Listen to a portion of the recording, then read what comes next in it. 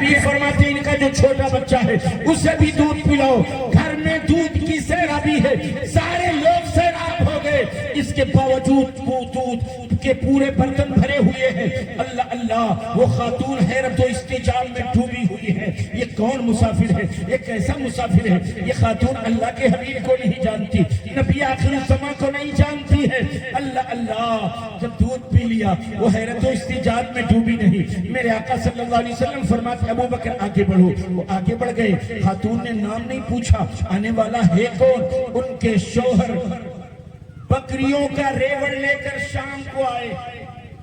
تو بکریوں کا ریوڑ جیسے ہی چھوڑا, کھڑے ہو کر کہتے ہیں اے اُمّے ماں باپ, آج فضاؤں میں مٹھاس کیسی ہے, آج فضائیں مشکبار کیوں ہیں, آج فضاؤں میں اتنی مہک کیوں ہے, کیا معاملہ ہے؟ کہا اندر تو آؤ.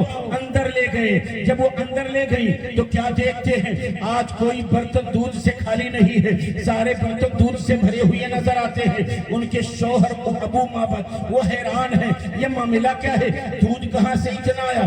آئی سی بکری نے دی ہے. یہ بکری تو تھن چکے ہیں, یہ بکری بوڑھی ہے, دودھ نہیں دیتی ہے. کس نے در کون ہے؟ کوئی آیا تھا؟ ہاں آئے تھے. کون آیا تھا؟ نام تو نہیں پوچھا تھا. تو کیا بتا دے؟ تو کہتی ہیں ایک مبارک آئے تھے. مبارک کے معنی برکت والے. تو کہتی ایک مبارک آئے تھے, برکت والے آئے تھے. تو کہتے ہیں ذرا ہمیں ان کے بارے میں بتاؤ. تو کہتی رأیت رجلا اظہر العذاب, میں نے ایک مرد کو دیکھا جس کی وضاحت بڑی حسین, جس کا انداز لاجواب, ملیح الوجہ, جس کا چہرہ لاجواب, اللہ اللہ, جس کی آنکھیں لاجواب, جس کی بھوں لاجواب, جس کی پیشانی لاجواب, جس کے ہونٹ لاجواب, جس کے رخسار لاجواب, جس کی انگلیاں لاجواب, جس کے جسم کا ایک ایک حصہ لاجواب ہے. آگے کہتی ہے قسیم وسیم, ہائے ہائے ہائے, بڑی تو خدا کی قسم یہ جو گفتگو چل رہی ہے اسی کو مسلک اعلیٰ حضرت کہتے ہیں, کیونکہ اعلیٰ حضرت کا مسلک یہی ہے کہ اپنے آقا کی تعریف کرتے جاؤ. دیگر مسلکوں میں یہ ہے کہ معاذ اللہ باتیں ایسی کرو نبی کی عظمت ظاہر نہ ہو. نبی اپنے ہاتھے سے جھاڑو لگا لیتے تھے, نبی اپنا کپڑا خود سل لیتے تھے, نبی اپنا جوتا خود صاف کر لیتے تھے. بےہودہ لوگوں کو یہی حدیث ملتی ہے, لیکن اعلیٰ حضرت والے اپنے آقا کی تکریم و تعظیم و تکریم بیان کرتے ہیں. اعلیٰ حضرت کا مسلک یہی ہے کہ ہمیشہ رات دن ایک نام جپتے رہو, محمد نبی صلی اللہ علیہ وسلم, یا رسول اللہ انظر حالنا, یا حبیب اللہ اسمع قالنا. الغرض اللہ کے حبیب صلی اللہ تعالی علیہ وسلم کے بارے میں پوری توجہ آپ پوری توجہ میں آپ کی چاہتا ہوں, میری طرف آپ توجہ رکھیں. یہ خاتون ہیں, اللہ کے حبیب کو نہیں جانتی ہیں, رسول معظم کو نہیں پہچانتی ہیں, لیکن شوہر پوچھتے ہیں کون آیا تھا, وہ کیسے تھے؟ تو کہتی ہیں اس کا تو حسن لاجواب, اس کی سیرت لاجواب, اس کی صورت لاجواب, اس کا چہرہ لاجواب, بھون لاجواب, ہونٹ لاجواب, رخسار لاجواب. پھر کہتی ہیں قسیم, ہائے ہائے قسیم. آپ مقدس علماء کی جماعت بیٹھی, ان میں علامہ نسیم صاحب ثقافی, بڑی قابل شخصیت, علامہ سید ظفیر صاحب قبلہ مفسر قرآن, بڑی قابل شخصیت. آپ ان سے پوچھو قسیم, نسیم, وسیم, جسیم سب کا معنی کیا ہے؟ تو کہیں گے حسین خوبصورت, حسین خوبصورت سب کا معنی. قسیم, وسیم, نسیم, جسیم سب کا معنی عام یہی ہے, خوبصورت حسین. لیکن پہاڑ کی رہنے والی بادیہ نشین خاتون کہتی ہیں قسیم. قسیم مانے حسین, لیکن ہر حسین کو قسیم نہیں کہتے. قسیم مثلا اگر کسی کی آنکھ بڑی خوبصورت ہو تو آپ کہہ دیتے ہیں ماشاءاللہ اس کی آنکھوں میں کتنا نشہ ہے, اس کی آنکھیں کتنی حسین ہیں. تو اچھا آنکھ اگر حسین ہے تو کیا ضروری ہے اس کا ہونٹ بھی اچھا ہو؟ ضروری ہے اس سے رخسار بھی اچھے ہو؟ ضروری ہے اس کے چہرے کی بناوٹ بھی اچھی ہو، کوئی ضروری نہیں، بھائی آنکھ اچھی ہے، لیکن قسیمن کس کو کہتے ہیں؟ خاتون کہتی ہے قسیمن، قسیمن ایسے حسین کو کہتے ہیں جس کی باڈی کا ہر بات حسن میں لاجواب ہو، ایسے حسین کو کہتے ہیں قسیمن، جس کے جسم کا ہر حصہ حسن میں لاجواب، ایسے حسین کو کہتے ہیں قسیمن، یعنی جس کی پیشانی بھی لاجواب، جس کے ہونٹ لاجواب، جس کے رخسار لاجواب، جس کی حیت لاجواب، جس کی انگلیاں لاجواب، جس کے منہ مقدس لاجواب، جن کے قدم مبارک لاجواب، ایسے لاجواب، ان کے جسم کا ہر عضو لاجواب۔ اور آگے کیا کہتی ہے؟ وسیمن، وسیمن کے معنی بھی حسین ہوتا ہے، لیکن ہر حسین کو وسیم نہیں کہتے ہیں۔ وسیم ایسے حسین کو کہتے ہیں جس کو کوئی ایک بار دیکھ لے تو بار بار مڑ کر دیکھنے کو جی چاہے، ایسے حسین کو کہتے ہیں وسیمن۔ یہ خاتون ہے، نبی محترم کو نہیں جانتی ہے۔ آپ نیٹ پر سرچ کرو ام معبد کا واقعہ، تمام عالموں کی تقریریں آ جائیں گی، لیکن ہر عالم کا الگ الگ انداز ہے۔ حضرت ام معبد نہیں جانتی ہے رسول معظم کو، نہیں پہچانتی ہے رسول معظم کو۔ یہ خاتون پہاڑ کی رہنے والی بادیہ نشین خاتون ہے، لیکن رسول اللہ کو دیکھا ہے، کہہ کیا رہی ہیں؟ وسیمن، قسیمن کہا، پھر کہا وسیمن۔ یہ تو ایسے حسین اپنے شوہر سے کہتی ہے میرے سردار، ارے وہ تو ایسے حسین کوئی دنیا کا آدمی ایک بار ان کو دیکھ لے تو بار بار مڑ کر دیکھنے کو جی چاہے، ایسے حسین ہے۔ ارے یہ تو خدا کی قسم ام معبد ہے، وہ کہتی ہے چہرے مصطفیٰ ایک بار جو دیکھ لے بار بار دیکھنے کو جی چاہے گا۔ یہ دیوانے، یہ مستانے، یہ اعلیٰ حضرت کے نام لیوا، یہ مسلک اعلیٰ حضرت کے پیروکار، یہ مفتی اعظم ہند کے غلام، یہ تاج شریعت کے مجھ سے محبت کرنے والے، ارے یہ دیوانے جب مدینہ طیبہ حاضری دیتے ہیں وہاں رسول اللہ کا چہرہ نہیں دیکھ پاتے، صرف گنبد خضرا دیکھتے ہیں۔ ایک بار گنبد خضرا آنکھوں نے دیکھ لیا ہے، اب جب مدینہ شریف سے چلتے ہیں ایک قدم بڑھاتے ہیں مڑ کر گنبد خضرا دیکھتے ہیں، ایک قدم بڑھاتے ہیں مڑ کر گنبد خضرا دیکھتے ہیں۔ وہ تو ام معبد تھی، کہتی ہے جو ان کا چہرہ ایک مرتبہ دیکھ لے بار بار مڑ کر دیکھنے کو جی چاہے۔ یہاں دیوانے مصطفیٰ ایک مرتبہ گنبد خضرا دیکھتے ہیں، مڑ کر گنبد خضرا دیکھتے رہتے ہیں۔ اور اگر کہیں ان دیوانوں کو چہرے مصطفیٰ دیکھنے کی نوبت کہیں ایک مرتبہ آ جائے، اللہ کی عزت کی قسم یہ اپنی پیاری جان قدم مصطفیٰ میں لٹا دیں گے۔ یہ وہ دیوانے، وہ نعرے تکبیر، مسلک اعلیٰ حضرت، مسلک اعلیٰ حضرت، فیضان غوث الورا، فیضان غوث الورا، نعرے فرش والے تکبیر۔ تیری شوکت کا علو کیا جانے، خسروا عرش پہ اڑتا ہے فریرا تیرا۔ آگے کیا کہتی ہے؟ وَأَحْسَنُ النَّاسِ مِن بَعِيدٍ، اللہ اللہ، دور سے دیکھو تو لوگوں میں سب سے حسین، دور سے دیکھو تو لوگوں میں سب سے حسین۔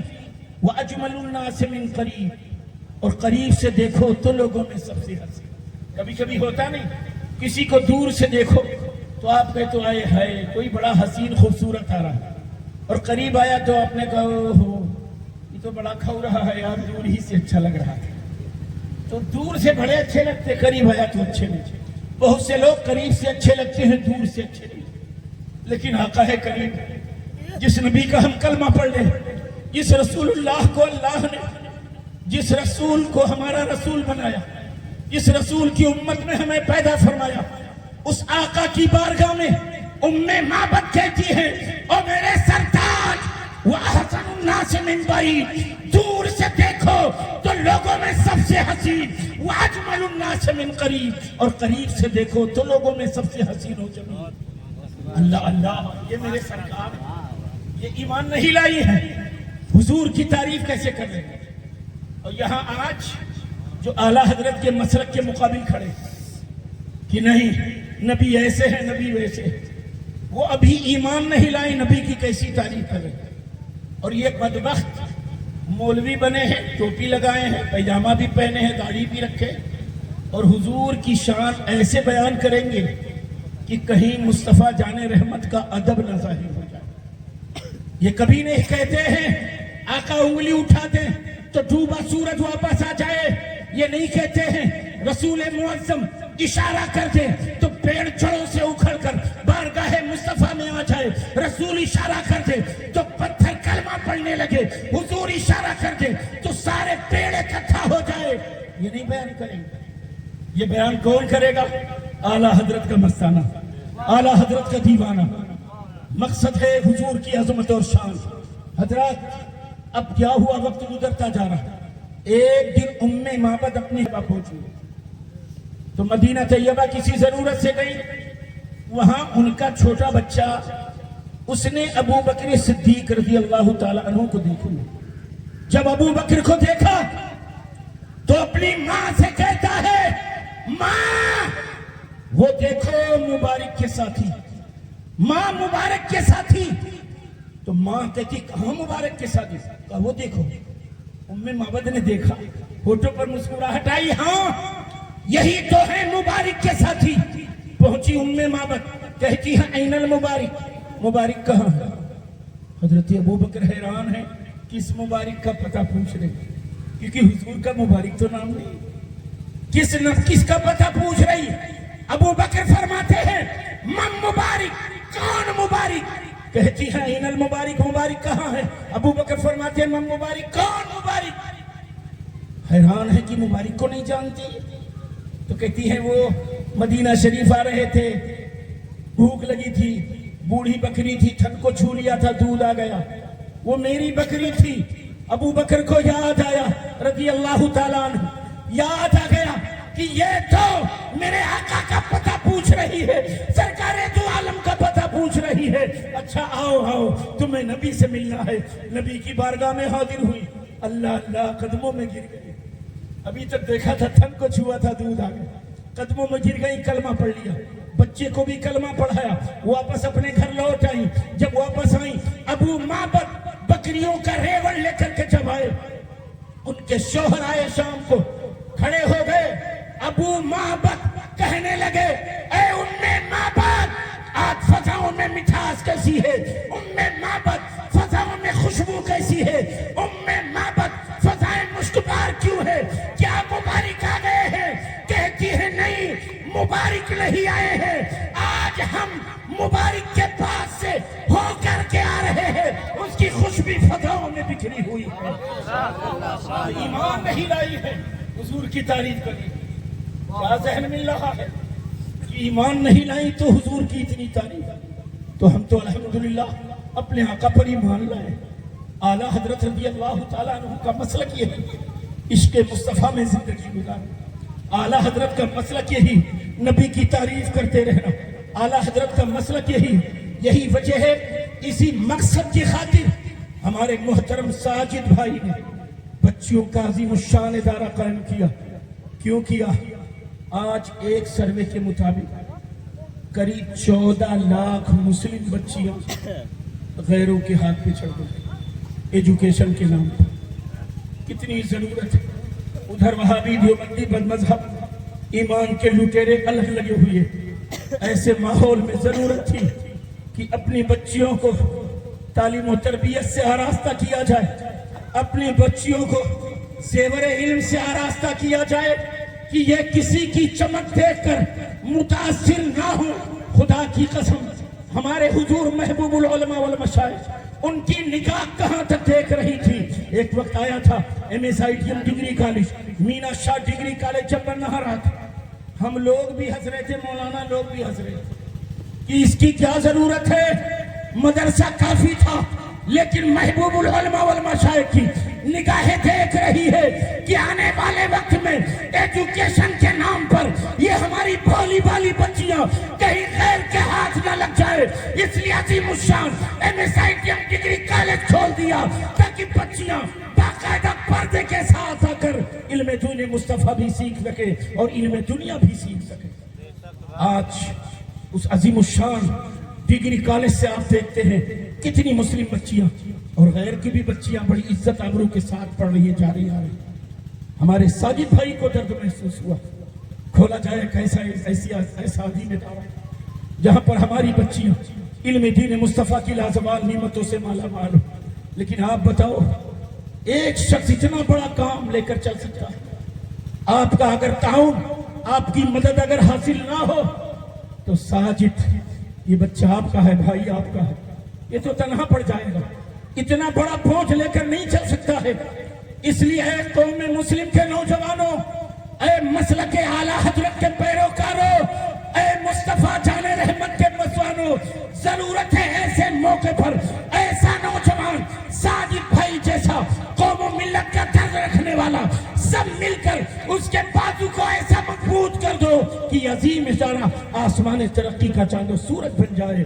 دعا ہے رب العلا کی بارگاہ میں مولا تعالیٰ اس کے مصطفیٰ میں زندگی، اس کے مصطفیٰ میں موت عطا فرمائے۔ استغفر اللہ ربی من کل ذنب واتوب الیہ۔ السلام علیکم ورحمۃ اللہ۔